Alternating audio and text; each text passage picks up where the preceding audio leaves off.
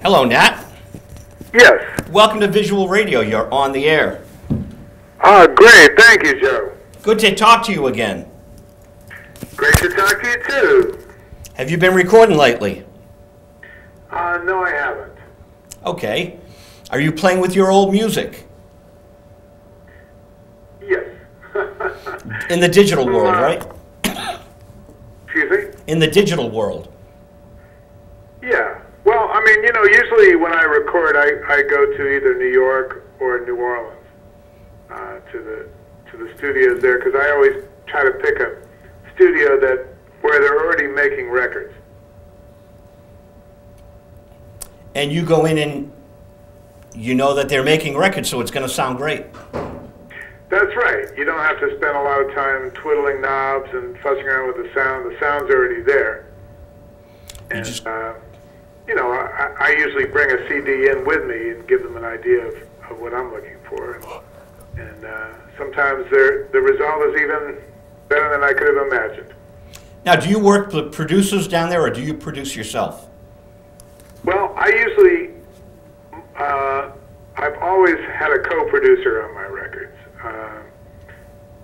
And at first it was Houston Person, and who's produced hundreds of records. And then it was Cecil Brooks III, who he's produced over 300 jazz records also. So a lot of experience there. Yeah, wow. And any live gigs in the future? Yes. Well, actually, I'm doing an appearance with it's part of a little mini North Shore Jazz Festival. I'm doing an appearance as a guest artist with the Endicott College Jazz Band. I'm a featured artist for that, so that should be fun. And when's that, Nat? There's a couple of dates. One is April the, I have to look it up here. April the 12th, I think, is one of them.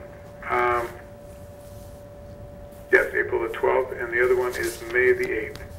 May 8th. Wow, that's my birthday. Mine and Harry Truman's. Aha, well, maybe you can come by. Maybe. My co-host Kevin has a birthday tomorrow. Mine's May 8th, so we're on the birthday track. It's just funny you'd say that. Sure. Yeah, there's another one actually on Sunday the 29th. Of May. Of May, yep. And that's at noontime. These are all at Endicott College. Do they videotape it all? And I'm not sure actually. I did some before with them, but I don't know whether they did videotape. It's possible. now your website is bluejayrecords.com. Are the dates on that? No, they're not. Okay. I have another website which is also natsimpkins.com. That's easy enough. Yeah. Nat Simpkins, S-I-M-P-K... I-N-S, yeah. I-N-S. Yeah, I've got to go and update those calendars on there. But, yeah, we'll get them up there. I live on Facebook. I put the show up on Facebook that you'd be here and that Kevin would Great. be here. Yeah, it's a great little tool. It sure is, yeah. It's a great way to keep in touch. Jerry Beaudoin's on my Facebook. Do you know Jerry Beaudoin? Yes, I do. Yep. I played with Jerry many, many years ago. A couple of gigs. One of them was at the old Night Stage. Really? Yeah, it was me with Eddie Cleanhead Benson. Jerry was playing guitar, and we had... I'm trying to think of his name, from Kansas City. A great piano player from Kansas City who had Charlie Parker in his band. Jay McShann. The old Night Jay Stage. McShann and Eddie Cleanhead Benson playing with us. It was such a nice room. Intimate, nice stage. Yeah, it was great.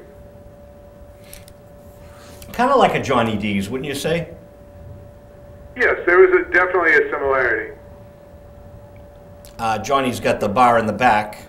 I forget where the bar was, maybe to the side at Night Stage. A lot of great acts came through there. A lot of great acts. Yeah, yeah. No, I played there a few times. I also played there with, we opened with, who's that, Delta Blues guy? player, Not singer. Texan blues guy? Yeah. Not Stevie Ray Vaughan. That's who I was thinking. I'm talking old timer. And he also played violin. And he kind of did a blues swing kind of thing. I can't remember the dates of when I played there. It's just so long ago. It's like in the musty recesses, you know? Oh, yeah, absolutely. Yeah. Hey, did you see we put up bobbyheb.com today? No, I didn't see that. I sent you an email. Bobbyheb.com is back. We've been spending a lot of time revamping the whole site, and it's really beautiful. Dave West did a phenomenal job putting it together. Got to check it out, Nat. Oh, yeah, I sure will. Oh, yeah. Absolutely. That was, definitely a turning point in my life when I met Bobby Hebb.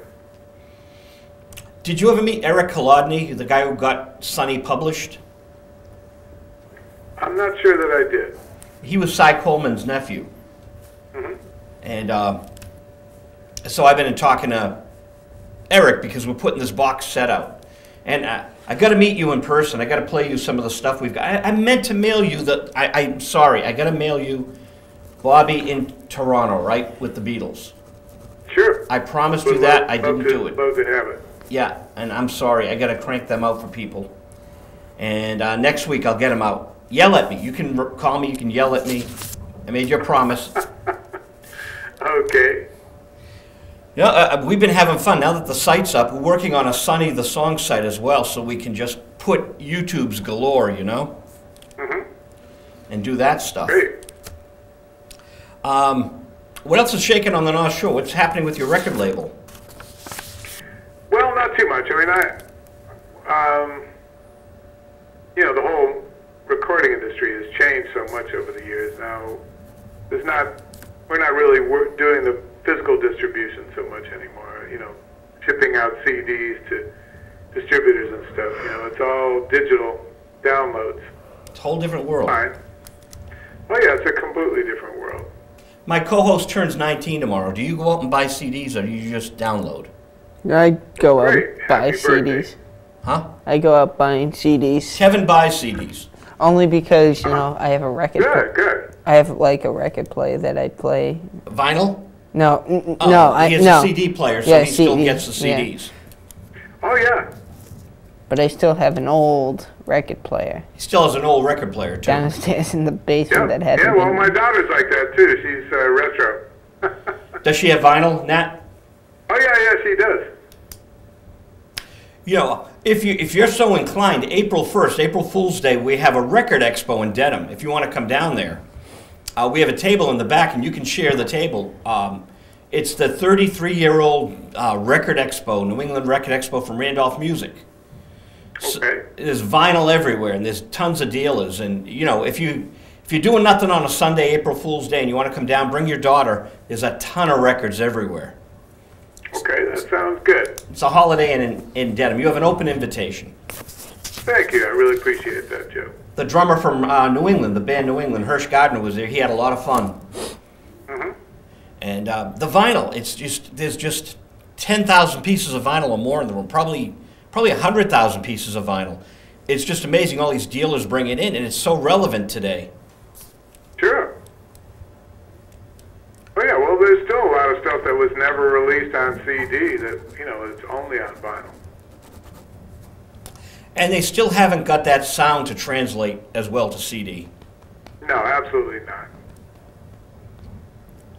The vinyl thing. So, do you spend time putting your discography up? The Blue Jay recordings? Well, it's all in the iTunes store. Oh, so you do. You've got it all up. Oh yeah. Oh, that's incredible. Yep. Well, And- my distributor takes care of all that for me, which is great. It's all I have to do is send in the stuff and actually I can do it all online now. I don't even have to mail out anything anymore. Give them Dropbox.com or something? Excuse me? Dropbox? Well, there's a console Oh, okay. that you just work with, and you can you input all the information, the sound, the pictures, everything, and they take it from there. Wow. Yeah. Now, I noticed there's a store in Somerville opening up, Grooves. So record stores, even though they're closing, some are coming back. Sure, yeah. There's a party sometime in the next couple of weeks over at Grooves where Mickey Bliss will be spinning records on a Saturday night, and people are invited to come down. And I just think it's healthy to see the records still in stores. Yeah. No, I know Mickey. You know Mickey Bliss? Yeah, I sure do. I think let me see. I played with him, and I think I played at his daughter's wedding a long time ago. The fellow that books the Cantab downstairs. Mm-hmm. Yeah. Cool guy. Yeah, very cool. Very into the organ. Yes, that's him. Organ. Hammond B3. Yeah. He found a bunch of his old 45s, so he's putting them back out there. Mm-hmm. Cool. Yep, that old Hammond sound. Yeah, there was another place he used to book, too, in Cambridge or Somerville. I forget what it was called. Kirkland Cafe. The Kirkland. Where that? Oh, yeah, Kirkland. Yeah. Well, they shut it down. The owners, I don't know why, they shut it down. They said a restaurant was going to open. It's empty. So he moved over to the Cantab downstairs. Sure. There's a band that was playing at the Cantab upstairs, and they hooked him up with Fitzy, the guy that runs the Cantab, and he's been there for years now. It's been fun. Mm-hmm. That's great. So, I wanted to touch base, see how you were doing, man. Good. Well, I appreciate that. Yeah, let's stay in touch. I'm going to get you those discs in the mail. Okay, good. Yeah, and hope all is well, man. Thank you, Joe. I really appreciate it. Hope all is well with you, too. Thanks. We'll talk soon. All right, we'll All right. talk soon. Thank you so much, Joe. Bye, Nat. Thanks. Bye-bye. Nat Simpkins. He owns a record label. I love touching base with people. And I wonder how my mic is picking up because I keep it on the table. So, Lou Reed's birthday's tomorrow. He's turning 70.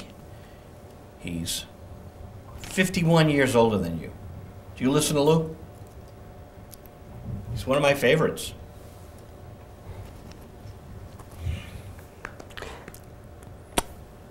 So, are you talkative, or usually you're chatty? No. Why aren't you chatty no, enough? Well, there's a lot. Roosevelt's Restaurant and Saloon, Salem. He plays up in Salem. He's a sax player. Yeah, which I do miss this place a lot. You used to live up there? No, my grandmother owned the restaurant. Really? Yes, and I always dreamed of working there, because I thought it was the coolest place that I could hang around in, because, you know, my family worked there, and, you know, everybody just comes in, and I usually help too. Like, I know one time I helped waitering a table when I was like 5. I, you know, set up, I did do, you know, put knives and stuff on the table, you know, kind of. Setting things up for people, the customers that come in. Yeah. So where was it located in Salem? I know Salem. It was Center. on near the college or away from no, the college? it's near, it's in, oh gosh. There's a famous Dunkin' Donuts there. No, it's actually, Ted Cole's Music is up on the corner. Matt would know Ted Cole. it's in the, you know, near the cemetery. Okay. There's a lot of cemeteries, yeah. At Salem. It's famous for, Actually, they all come to life on Halloween. I think it says on the back if you could read it. Does it? Roosevelt Restaurant and Saloon, but there's no address. Yeah. There's a shirt that I have that has the address on it. I totally forget. That's okay. Should we call into Johnny Byers, talk a little? You think? We'll talk to you right after this phone call.